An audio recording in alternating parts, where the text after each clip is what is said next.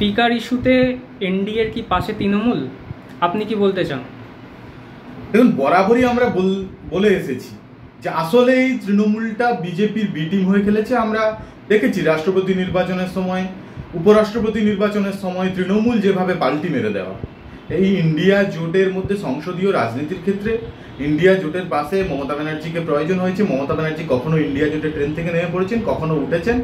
আসলে মমতা ব্যানার্জিরা বা তৃণমূলরা এরা সুবিধাবাদী পলিটিক্সটা করেন, কারণ জানেন যে এটা যে অভিষেক ব্যানার্জি ভাইপোর বিরুদ্ধে কয়লা থেকে শুরু করে চাকরি বিক্রি থেকে শুরু করে লিপস অ্যান্ড বাউন্স যে পরিমাণ তৃণমূলের বিরুদ্ধে এই দুর্নীতির যে জায়গাটা তৈরি হয়েছে, সেই দুর্নীতি থেকে আড়াল করতে চাইছেন ভাইপোকে, বাঁচতে চাইছেন পিসি।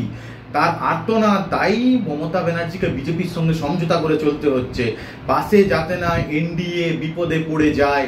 তার জন্য মমতা ব্যানার্জি এই যে ইন্ডিয়া জোটের যে কে সুরেশ স্পিকার পদে যে যাকে পাঠানোর জন্য বা লড়াই করার জন্য যাকে পাঠানো হচ্ছে, যার নাম মনোনয়ন করেছে ইন্ডিয়া জোট থেকে কে সুরেশ, সেই কে সুরেশের নাম যখন মনোনয়ন করে পাঠানো হচ্ছে তখন মমতা ব্যানার্জি বেঁকে বসেছেন। তার কারণটা হলো এটা যে এখন উনি চাইছেন যে কোনো কারণে ইন্ডিয়া জোটের যে প্রার্থী তাকে হারিয়ে দিতে বা লড়াইয়ের জায়গাটাতে যাতে না পৌঁছতে পারে, তার সুবন্দোবস্ত করার জন্য এনডিএর যে প্রার্থী বা এনডিএকে কৌশলে সাহায্য করার জন্য আজকে আমরা দেখতে পাচ্ছি যে মমতা ব্যানার্জি বলছেন যে ইন্ডিয়া জোটে ওনার সাংসদদের সঙ্গে কোনো কথা হয়নি।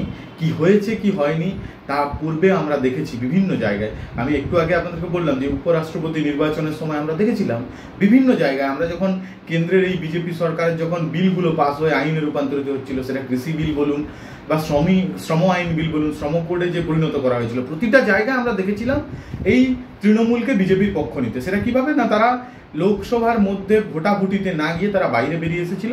এটা মমতা ব্যানার্জির দ্বিতীয় পদক্ষেপ, এনডিএ বা নরেন্দ্র মোদীকে সাহায্য করে জেলের বাইরে উনি থাকতে চাইছেন, বাঁচতে চাইছেন।